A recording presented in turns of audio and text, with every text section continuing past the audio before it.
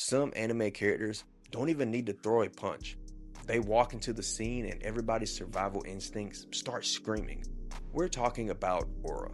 Not just power, not just strength, but that feeling when a character shows up and the entire atmosphere changes. Because aura is different. Aura is when a character stands still and somehow they're louder than everybody else fighting. So the real question is, which anime character has the most aura? Let's start with my boy, Madara Uchiha. Madara's aura is disrespectful. This man pulled up to a battlefield, looked at an entire army, and treated everyone there like background characters. He did not enter the war like a villain. He entered like the final boss. And the scariest part, Madara doesn't need to scream. He doesn't need to panic. He is calm, confident, and completely convinced that everyone around him is just beneath him. That is aura. Then we've got Gojo. I know, Gojo's overrated, whatever. Gojo's aura is different. Madara feels like death. Gojo feels like somebody who already knows the answers to the test. He's smiling, he's joking, he's disrespecting you, and somehow that makes him even scarier. Gojo has that untouchable aura. His power literally matches his personality. He walks around like the world is moving too slow for him. But when Gojo gets serious, well, the room goes silent. But we can't talk about aura without mentioning Aizen. Aizen might have the most controlled aura in anime history. He never looks rushed, he never looks worried, he looks like every single thing happening was already written in his notebook because why? He planned it. Aizen's aura is psychological. He doesn't just beat people, he makes them feel like they were never in control to begin with.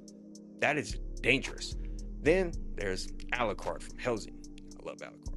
Alucard's aura is straight horror movie energy. He doesn't feel like a strong character, he feels like something you were never supposed to challenge in the first place. Alucard laughs while getting attacked. He lets enemies think they're winning just so he can crush their confidence later. That is brutal, but that is elite aura. Now let's talk about Escanor, my boy Escanor. Escanor's aura is pure arrogance backed by receipts. This man does not walk into a fight wondering if he can win. He walks in like the sun sent him and he knows he's gonna win. Escanor has one of the coldest types of aura because his confidence is almost offensive. He doesn't just talk trash. He talks trash like the universe is legally required to agree with him. When Escanor says something just disrespectful, it doesn't feel like a threat, it feels like a fact. And when he hits that peak form, everybody else starts looking like, oh my god, what's going on? I don't want to deal with that.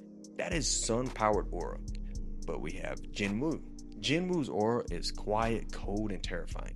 He doesn't need loud speeches. He doesn't need wild facial expressions. He just appears and suddenly the energy turns dark.